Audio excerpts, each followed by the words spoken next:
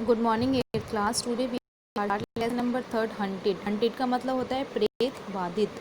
आज हम कहानी पढ़ेंगे हंटेड। जो हंटेड के जो राइटर हैं वो हैं हैरियस टेबियास। जो हैरियस टेबियास हैं वो क्या है, एक अमेरिकन लेखक हैं और जो वर्जीनिया के चार्लोट्सविले में रहते हैं।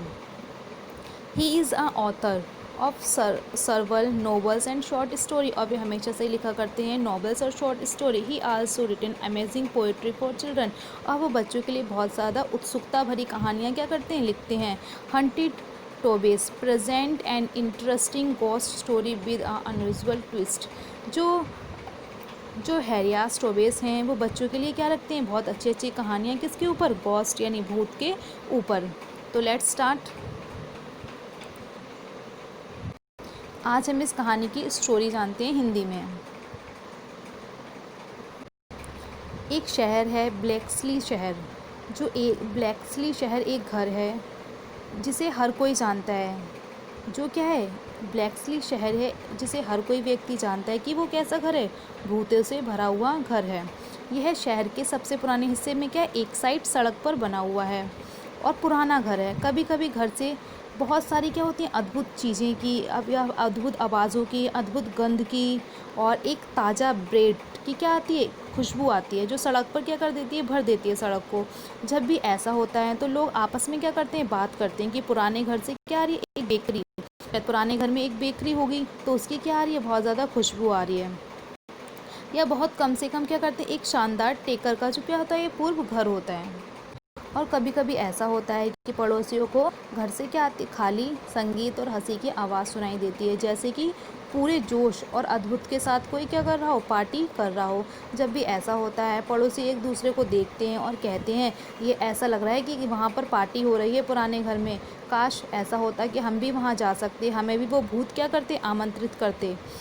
वो लोग कहते हैं आपस में कि जो वो भूत हैं, जो भी भूत घर में रहते हैं वे दोस्ताना और एक अच्छे भूत हैं। लेकिन यहाँ तक कि जो सबसे शुरुआती जो आत्माएं होती हैं वो कहते हैं वो तो डरावनी होती हैं। पर ऐसा नहीं है, जो भी इस घर में जाता है वो क्या हो जाता है, बिल्कुल वो खुशी से भर जाता है और उन्हीं के साथ घुल मिल जाता है।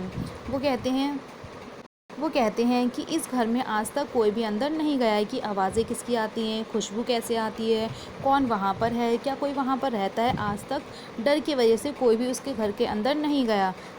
एक बार ऐसा होता है कि एक जो व्यक्ति होता है वो शहर में रहा करता है।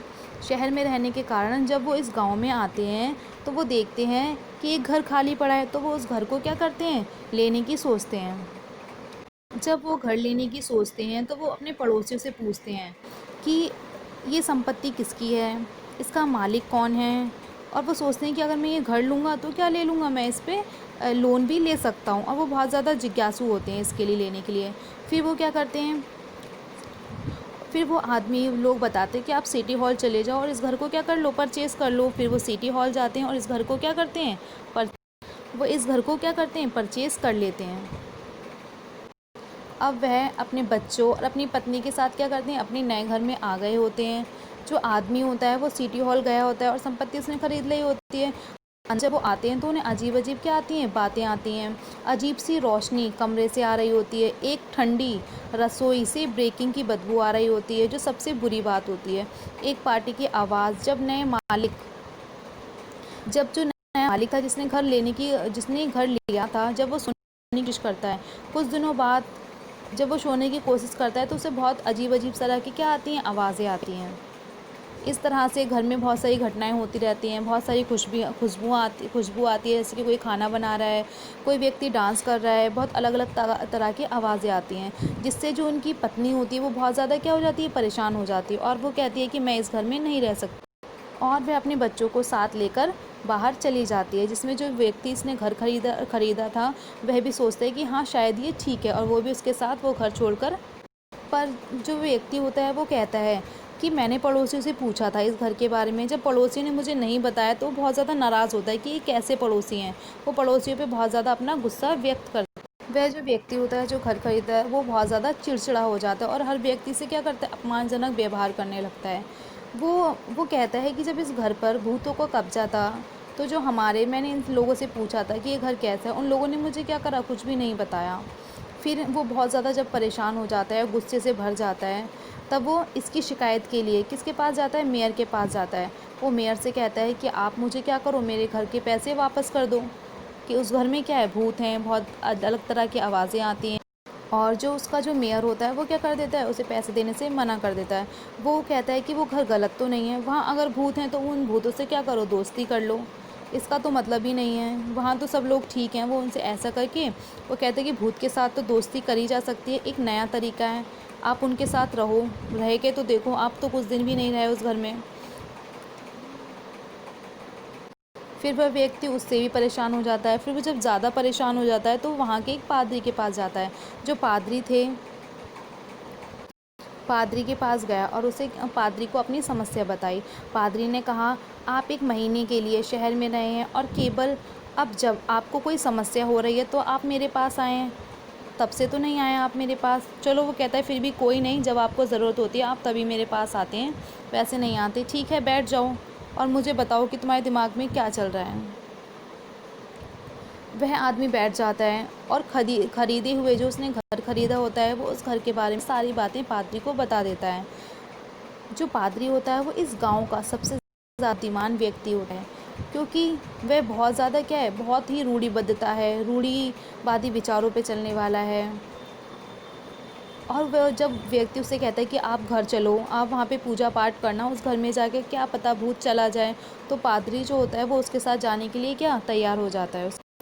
जब पादरी उस आदमी के साथ उस घर में पहुंचा, जैसे ही वे घर पहुंचते हैं, पादरी ने एक स्वादिष्ट गंध सूंघ ली। उसने पूछा, यह रोटी पकाने वाला भूत है?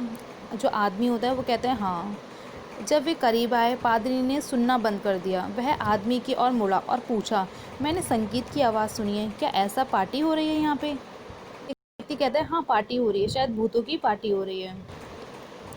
जब वो आदमी पीछे मुड़ता है तो वो कहता है बहुत सारी अलग अलग बातें, बहुत सारी घटनाएं हुई उस व्यक्ति के साथ। फिर वो एक अंदर फिर वो अंदर गए, जहाँ जब वो घर के अंदर गए और चारों तरफ पादरी ने घर को देखा, फिर वो जाकर एक मेज़ पर क्या हुए, बैठ गए। जब पादरी एक मेज़ पर बैठ गए और जो व्यक्ति होता है अब उस पादरी के लिए क्या करता है, कुछ ना कुछ खाने के लिए ढूंढ लेता है। तो उसे वहाँ पे क्या मिलती है, एक बिस्की की बोतल मिलती है। जो बिस्की की बोतल उठा के लेकर आता है और गिलास में बिस्की करके एक गिलास पादरी को देता है और एक गिलास खुद खुद पी लेता है। अब वो दोनों उस टेबल पे क्या करते हैं, बैठ जाते हैं और वो शराब को क्या करते हैं, पीने लगते हैं। दोनों अपनी एक दूसरे की बातें शेयर करते हैं आपस में। जो पादरी होता है वो उससे बहुत सारी बातें करता है। पादरी उसे कहता है कि मैं तुम्हारे कुछ रिश्तेदारों को भी जानता हूँ, कुछ तुम्हारे दोस्तों को भी जानता हूँ। और जो पादरी होता है उस व्यक्ति का मजाक भी उड़ाता है, हंसी मजाक भी होती हैं, बातें भी होती हैं। इस तरह से जो उनका समय होता है वो बहुत ज़्यादा लंबा हो जाता है, लगभग 3 घंटे हो जाते हैं। इतने लंबे समय के चलते जो आदमी की जो पत्नी होती है वो बहुत ज़्यादा घबरा जाती है और वो पादरी के घर जाती है कि ऐसी ऐसी बात है। और वो पादरी की पत्नी से जब मिलती है तो उन्हें बताती है। फिर वो दोनों उन दोनों को ढूंढने के लिए उस घर में चले जाते हैं। तो वो घर की खिड़की से देखते हैं कि 2 आदमी क्या एक मेज़ पर बैठे हैं और शराब पी रहे हैं और हंस रहे हैं और एक अच्छा सा समय बिता रहे हैं, जैसे कि उन्हें क्या कोई चिंता ही नहीं है। पत्नियां अपने पतियों के साथ गईं और उन्हें पाया कि उसके बारे में बात करने के लिए बहुत कुछ था। जो वो दोनों बैठे थे उनके पास क्या था, बात करने के लिए बहुत कुछ था। ऐसा लग रहा था कि वो दोनों आराम से काफ़ी समय एक साथ बिता सकते हैं। जब वो बात कर रहे थे, हंस रहे थे, तो जो उनके पड़ोसी थे वो भी उनकी तरफ क्या हो रहे थे, आकर्षित हो रहे थे कि अरे, ये लोग बात कर रहे हैं, आपस में बात कर रहे हैं, कितने आराम से बैठी हैं, बिल्कुल शांत माहौल है। तो इस तरह से पड़ोसी भी क्या होने लगे, उस घर में आने लगे। जो पड़ोसी थे वो घर की तरफ आकर्षित हुए और उन्होंने खुद को रोक नहीं पाए। बहुत जल्द पड़ोसी जो थे वो खाना पकाने के लिए बहुत सारा सामान लेकर आए। पड़ोसी अपनी मुरली लेकर आया, दूसरा अपना गिटार लेकर आया और बस ऐसे एक पार्टी हो गई। सब लोग इकट्ठे हो गए और असली बदबू और हंसी से पूरा घर भर गया। ये जो पुराना घर था वो फिर क्या हो गया, फिर से जीवित हो गया। वहाँ पे अब कोई ना आवाज़ आती ना कुछ आता, सब लोग अपनी मस्ती में बहुत ज़्यादा खुश थे। ऐसा लग रहा था कि भूत क्या हुए हैं, वहाँ से चले गए और सब लोग जीवित लोग वहाँ पर क्या रहने लगे हैं। इसी तरह से यहीं पर ये कहानी फिनिश होती है। वो सब उस भूत घर में रहने लगते हैं और एक साथ टाइम स्पेंड कर लेते हैं।